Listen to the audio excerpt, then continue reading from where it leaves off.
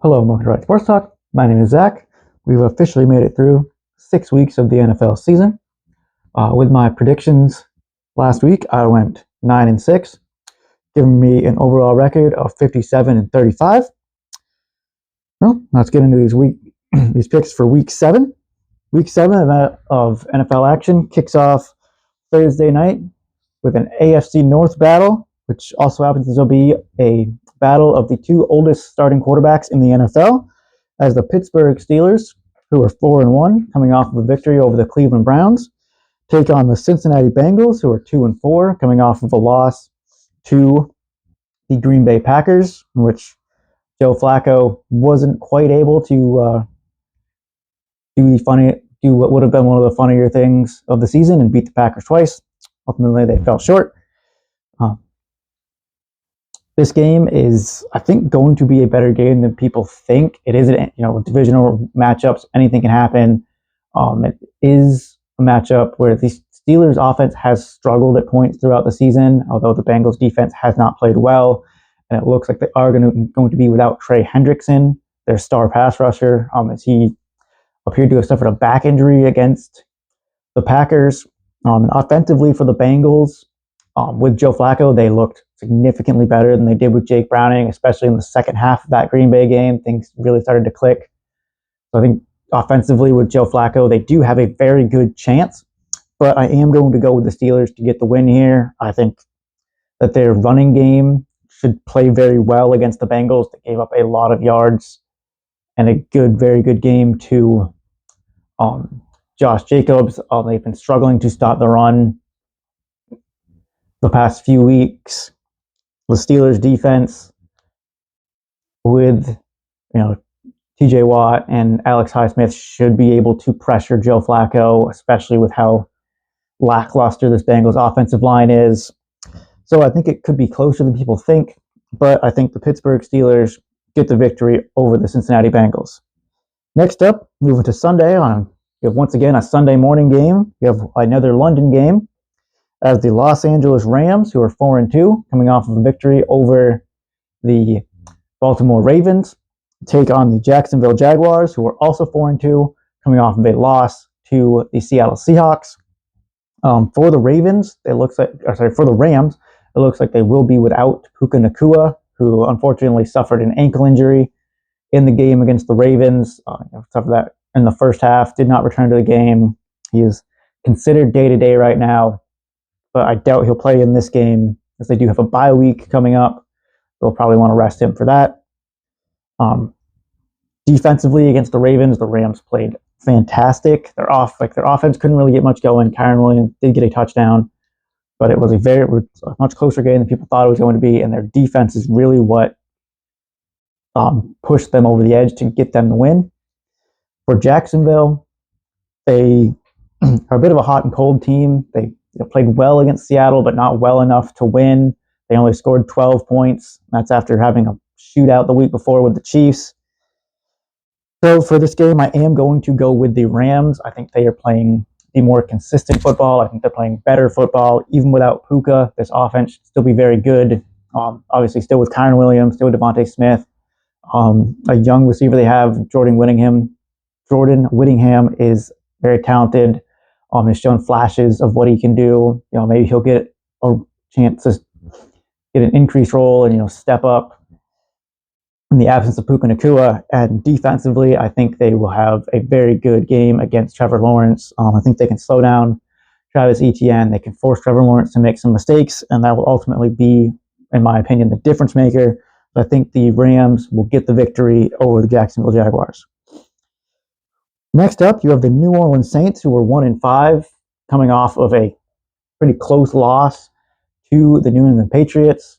The Saints have done a very good job this season of keeping a lot of games competitive, despite the fact they only have one win. Taking on the Chicago Bears, who are 3-2, coming off of a last-second field goal victory over the Washington Commanders this past Monday. The Bears, they did have their struggles, but they were able to take advantage of the bad weather and force some turnovers against Washington. Offensively, they did struggle. Devontae Smith had Swift I don't know why I said Smith. DeAndre Swift had a pretty good game against Washington, got a touchdown. Caleb Williams looked good in flashes, but in some mistakes. Saints mentioned they've been able to keep games very close. And ultimately, I think that the Saints, because of their ability to stay competitive and keep games close, if they can keep this game close with Chicago, I think that the New Orleans Saints get the victory over the Chicago Bears. I think defensively, they can force Caleb Williams to make mistakes. I think they can slow down the run game of the Chicago Bears, which has not been that much of a strong point for them this season. And offensively, Spencer Rattler is playing, for the most part, mistake-free football. He's playing very efficient ball. He's not having a lot of turnovers. I think their offense should be able to play good enough against this Bears defense. I think they will keep it close, and I think the New Orleans Saints get the victory over the Chicago Bears. Next up, you have the Miami Dolphins, who are 1-5, coming off of a very close loss to the Los Angeles Chargers, taking on the Cleveland Browns, who are also 1-5, coming off of a loss to the Pittsburgh Steelers, which the strong point of their offense, really stronger point of the offense, the running game couldn't really get anything going. Their defense eventually broke against the Steelers. They held the Steelers to only 23 points, but they only scored 9 points. Could not find a way to get in the game offensively. They had Dylan Gabriel throw the ball 52 times. That's definitely not what you want with a rookie quarterback with a not so efficient offense. And for the Miami Dolphins, they played well against the Chargers, ultimately came up short, fought back from a bit of a deficit, took a late lead, but were not able to sustain it, and they ultimately lost. This game, I think, could be another very close game. Neither one of these teams really look all that great. They haven't looked very consistent. The Dolphins, their offense has played very well, but their defense has really struggled, especially against the Panthers 2 weeks ago and the Chargers this past week. So I do think that the Cleveland Browns will get the victory. I think they're going to be able to run the ball very well against this Dolphins defense, and that will make a big difference for them. I think Dylan Gabriel should be able to come in and have a better game than he had against Pittsburgh. Hopefully not throwing the ball 50 times. Hopefully he can come in, he can be efficient, can throw short passes, can dink and dunk the ball down the field. They can get chunk plays in the running game. Defensively, I think they're very much going to slow down this Miami offense, especially their running game. I do think that the Cleveland Browns will get the victory over the Miami Dolphins. Next up, you have the New England Patriots, who are 4-2, and at the top of the AFC East right now, coming off their victory over the New Orleans Saints, taking on the Tennessee Titans, who are 1-5, coming off of a loss to the Las Vegas Raiders, and who actually just fired their head coach, Brian Callahan, earlier this week. This is a game that is a Mike Vrabel revenge game, as the Titans had him and fired him 2 years ago, because apparently having a winning record as a head coach and turning the whole program around, turning the whole culture of your program around is not good enough for Tennessee. They wanted to be a mediocre franchise. This is a game that, for the Patriots, Drake May is playing extremely well. He played very well against the Saints. Kayshon Boutte had a good game. Mario Douglas got more involved in the offense. Obviously, still have Stephon Diggs, who can make big plays at any moment. Defensively, they struggled a little bit against New Orleans, but were able to contain them enough to get the victory. So I think that the Patriots get the win here. I don't really see how the Titans can make it a close game. It is a home game for Tennessee. They do have an interim head coach, which occasionally does give teams an extra boost. It's very weird that teams will fire their coach and then the interim coach will come in and have a good game. But I don't think that's going to be enough for the Titans to win. I think the New England Patriots will get the victory over the Tennessee Titans. Next up, you have the Las Vegas Raiders, who are 2-4, coming off their victory over the Tennessee Titans, in which they didn't look spectacular. Geno Smith still made a bunch of mistakes. Ashton Jeanty played okay. Defensively, their defense is really what kept them in that game, or more so the lackluster Tennessee Titans offense is what kept the Raiders defense in that game. Taking on the Kansas City Chiefs, who are 3-3, coming off of a victory over the Detroit Lions. So Kansas City is looking like they are very much back on track this season. They are about to get Rashee Rice back from his 6-game suspension. Their offense adding even more strength. Defense playing very well. I think they're going to be able to pressure Geno Smith. They're going to make him make mistakes. Offensively, I think they're going to play well against this Raiders defense, which has struggled this season. I think the Kansas City Chiefs get the victory. I don't really see how the Raiders can win this. So I think the Chiefs get the victory over the Las Vegas Raiders. Next up, you have the Philadelphia Eagles, who are 4-2, coming off of a loss on Thursday Night Football to the New York Giants, taking on the Minnesota Vikings, who are 3-2, coming off of a bye week. Before that, getting a victory over the Cleveland Browns. This game, another one, I think it could be close. Like, the Eagles have struggled the past 2 weeks against the Broncos and the Giants. The Vikings have played very inconsistent football. They could get J.J. McCarthy back at quarterback. Hopefully they'll have some of their defensive pieces back, like Andrew Van Ginkel, who's a very big piece of that defense. Hopefully he'll be back from injury. Ultimately, I do think the Eagles will get the victory here. Hopefully they can get Saquon Barkley going, as he is a big key piece to this offense's success. And defensively, I don't think the Vikings are going to be able to run the ball as effectively as the Giants did. I don't think they're going to be able to play as well as the Denver Broncos did. So I do think the Philadelphia Eagles, in what could be a sloppy game, will get the victory over the Minnesota Vikings. Next up, you have the Carolina Panthers, who are 3-3, coming off of a victory over the Dallas Cowboys, taking on the New York Jets, who are 0-6, coming off of a loss to the Denver Broncos, which their offense looked horrendous. They couldn't score a touchdown. They had a drive that they had a 70-yard kickoff return and had to settle for a field goal. They started in field goal range and didn't move. Their offense has just not looked all that great again at all this season. They've shown flashes, but they have definitely struggled. And defensively, they are playing well, but not good enough to really dominate games. And for the Panthers, they have been a little bit of a surprise the past couple weeks with their win over Miami and the win over Dallas. Rico Dowdle has played fantastic the past 2 weeks. Their rookie wide receiver, Ted McMillan, got in the end zone finally this season. He got 2 touchdown passes against Dallas. Their defense did struggle.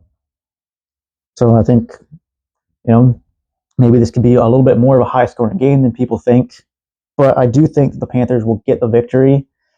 Their offense and their overall team has looked much better than the Jets so far. The Jets are kind of a mess right now. So I do think the Panthers will beat the Jets this week. Next up, you have the New York Giants, who are 2-4, coming off of their victory over the Philadelphia Eagles, taking on the Denver Broncos, who are 4-2, coming off of their victory over the New York Jets. For the Giants, the thing that really kept them in that game and allowed them to get the victory over the Eagles was their run game and Jackson Dart being able to make plays with his legs and making great throws on the run, just playing very well for a rookie quarterback, and rookie running back Cam Skattebo running through people's faces. Gave him the ball and he wreaked havoc on that Eagles defense. For the Broncos, they coming off the victory over the Jets. Their offense looked very sloppy. Their defense played very well. They sacked Justin Fields 9 times, which their defense has played very well all season. So I do think that their defense will do a much better job of containing Cam Skattebo than the Philadelphia Eagles did. I think they're going to be able to get after Jackson Dart more than the Eagles did. I think Bo Nix should have a better game against this Giants defense than he did against the Jets. So I do think that the Denver Broncos will get the victory here. Hopefully they can get their run game going more than they did against the Jets, looking more like they did against the Eagles. So I do think the Denver Broncos will get the victory over the New York Giants. Next up, you have the Indianapolis Colts, who are 5-1, coming off a victory over the Arizona Cardinals, in which the Cardinals made it close for a big portion of that game, but ultimately the Colts came away with the win, taking on the LA Chargers, who are coming off of their own very close win against the Miami Dolphins. These are two very talented teams, but the one thing about the Chargers, their run defense has very much struggled. Much their offense has played well, their defense has had struggles, especially their run defense. They let Devon Achane run all over them this past week. When they lost against the Giants, they let the Giants run all over them, and they lost the Commanders. The Commanders were able to have a very good game on the ground, right?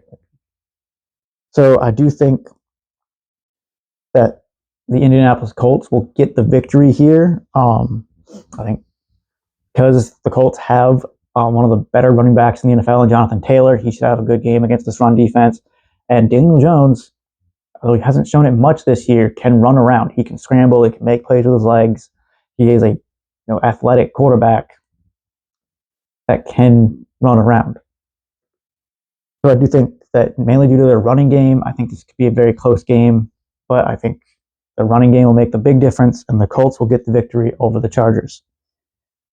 Next up, you have the Washington Commanders, who are 3-3, coming off of their loss to the Chicago Bears, taking on the Dallas Cowboys, who are 2-3-1, coming off of their loss to the Carolina Panthers. For Dallas, their offense has been terrific. They keep putting up a bunch of points. They could possibly get CeeDee Lamb back from his ankle injury this week, as he's been out since week 3. But their major concern is their defense. Their defense can't really stop anybody. As much points their offense scores, their defense is giving up more points. Their defense has given up over 30 points to the Giants, which they barely won. They gave up 40 points to the Packers in the game they tied. They gave up 30 points to the Panthers this past week. The only team their defense really looked really great against was the Jets, but there's more so, I think, to say about the Jets offense and the Cowboys defense. For the Commanders, yes, they're coming off of a loss. It's a loss in which Jayden Daniels looked very good, but he had a couple of turnovers. Bill Krosky, Jacory Krosky-Merritt, had a fumble early on in that game, though he did have a very decent game. So I do think that the Commanders will get the victory. I think that they can, score on this Cowboys defense. Hopefully they can limit the mistakes, cut down the turnovers. I think Jayden Daniels should be able to have a very good game against this defense. I think Bill Krosky should be able to run up and down this defense, much like Rico Dowdle did against them this past week. I think defensively, they're not going to be able to stop the Cowboys, but I think they have a much better defense than the Cowboys do, and they should at least be able to slow them down. So I do think that the Washington Commanders will get the victory over the Dallas Cowboys. Next up, you have the Green Bay Packers, who are 3-1-1, coming off of their victory over the Cincinnati Bengals, taking on the Arizona Cardinals, who are 2-4, coming off of their loss to the Indianapolis Colts. For the Cardinals, their offense, without Kyler Murray and with Marvin Harrison Jr. going down early in that game, actually looked very good. Jacoby Brissett showed that he is a very capable quarterback. He can run this offense pretty well. Defensively, didn't play great. They gave up, especially in the second half. They let Jonathan Taylor kind of run all over them. And for the Packers, their defense played very good against the Bengals. Although they only got one sack on Joe Flacco. Their offense struggled a little bit in the first half, but really came alive in the second half, especially with Josh Jacobs. I think Josh Jacobs should have a very good game against this Cardinals defense. I think that could be the biggest difference maker in this. Don't know if the Cardinals are going to have Kyler Murray back for this game. It could be Jacoby Brissett again. I think this Packers defense should be able to slow down this Cardinals offense with whoever they have at quarterback. I think offensively they should be able to get the run game going for Green Bay. I do think the Green Bay Packers will get the victory over the Arizona Cardinals. Next up on Sunday Night Football, you have the Arizona Cardinals, who are 3-2, coming off of a victory over the Buffalo Bills, in which they held them to only 14 points, taking on the San Francisco 49ers, who are who are 4-2, coming off of a loss to the Tampa Bay Buccaneers. In that game, the Niners lost their star middle linebacker, Fred Warner. He is out for the season with an ankle injury. They should hopefully we'll have offensively get Brock Purdy back. He's missed the past couple of games with an injury. They should hopefully get Ricky Pearsall back as he recovers from an injury. They had Juwan Jennings back for this past week, but he didn't do much. Kendrick Bourne continues to play well. They should be getting George Kittle back for this game, which would be a big help for that offense. But still the question marks on defense without Fred Warner for how they're going to look. For the the Atlanta Falcons, they're coming off of that big win over the Buffalo Bills, in which offensively Drake London and Bijan Robinson looked fantastic. Tyler Algier even got a touchdown. Defensively, they were able to kind of contain this Bills offense. They contained Josh Allen and James Cook. Their defense has been much better this season. This is a very difficult game to pick. As good as the Falcons look, I don't know if I can trust them 2 weeks in a row because they're not known for being the most consistent team. And the Niners, they could be getting guys back healthy on offense, but defensively, don't know what they're going to do without Fred Warner. So I am going to actually go with the Atlanta Falcons to get the victory here. I think it will be very close, but their defense has been playing very well, should be able to contain this offense for the most part. And offensively for the Falcons, I think their running game specifically should be able to have a very good game. I think between Bijan and Tyler Algier, they'll be able to, kind of run the ball at will on this beaten up Niners defense, and be able to control the game and control the clock that way. So I do think the Atlanta Falcons will get the victory over the San Francisco 49ers. Finally, you once again have a doubleheader of Monday night games. With the first one, you have the Tampa Bay Buccaneers, who are 5-1, coming off of that victory over the San Francisco 49ers. But unfortunately, they lost rookie wide receiver Emeka Egbuka in that game. So basically for the entire second half, they had no Mike Evans, no Bucky Irving, no Chris Godwin, no Emeka Egbuka. So, 4 very key pieces to their offense. They didn't have Bucky, didn't have Chris Godwin, didn't have Evans going into that game, lost to Emeka Egbuka, but Baker Mayfield still played very good, played good enough to get them to win. Their defense also played a very key role in them getting the win. And for the Lions, Buccaneers are taking on the Detroit Lions, who are 4-2, coming off of their loss to the Kansas City Chiefs, and they just couldn't score enough. They played a decent game, but did not play up to the level of competition that the Chiefs provided. This is another game that kind of tricky to pick. If the Buccaneers were at full strength, I would 100% believe in them to get the victory here. But because the Buccaneers are so beaten up, it looks like they're going to be without their 3 top receivers. Again, as it looks like Chris Godwin is not going to play. Emeka Egbuka most likely not going to play with his hamstring injury. Very big question mark on Mike Evans. He could be back. He could not. Still going to be without no Bucky Irving. They're hurting on offense. It could be the wide receiver duo of Johnson & Johnson with Tez Johnson and Cam Johnson, who are way down the depth chart for them. So just because of their offensive firepower of the Lions, also very beat up defensively. I think because of their offensive firepower, they should be able to outscore this banged up Buccaneers offense. I do think Detroit Lions will get the victory. And finally, your second doubleheader, your final game of the doubleheader, you have the Houston Texans, who are 2-3, coming off a bye week.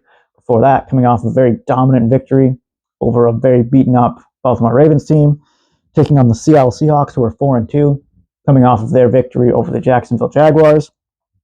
For the Houston Texans, it'll be very interesting to see if that Ravens game was just a fluke for them because of how banged up the Ravens were and how many pieces the Ravens are missing, or if their offense is actually back and running like everybody thought they would.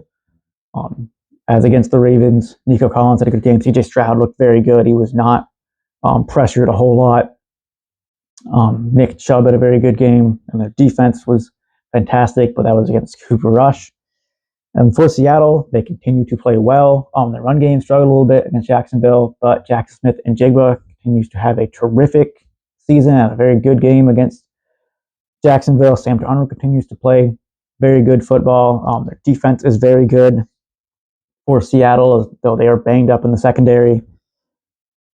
But I do think that Seattle will be able to pressure CJ Stroud. His offensive line still has a bunch of question marks. Should be able to slow down the run game of the Texans. Nico Collins maybe could break a couple of big plays.